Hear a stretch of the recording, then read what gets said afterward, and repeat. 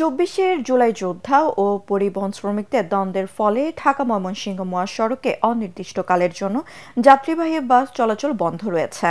বাস ভাড়া নিয়ে গত শুক্রবার ১ জুলাই যোদ্ধাকে হেনস্থার ঘটনার পর এনসিপি ও পরিবহন শ্রমিক দুই পক্ষের পাল্টাপাল্টি কর্মসূচি শেষে সকাল থেকে ঢাকা ময়মনসিংহ সহ বিভাগের সকল সড়কে বাস চলাচল বন্ধ করে দেয় মালিক ও শ্রমিক ইউনিয়ন।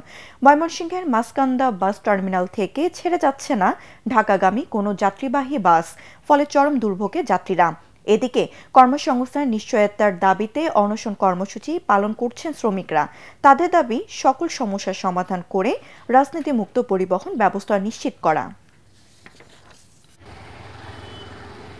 বাস চলে না, আমরা খুব বিপদে আছি, ছোট বাচ্চা নিয়ে যাইতে পারতেছি না। আমরা কেমনে যাই মুরগি সমাচার কোনো কিছু হদিস পাইতেছি না।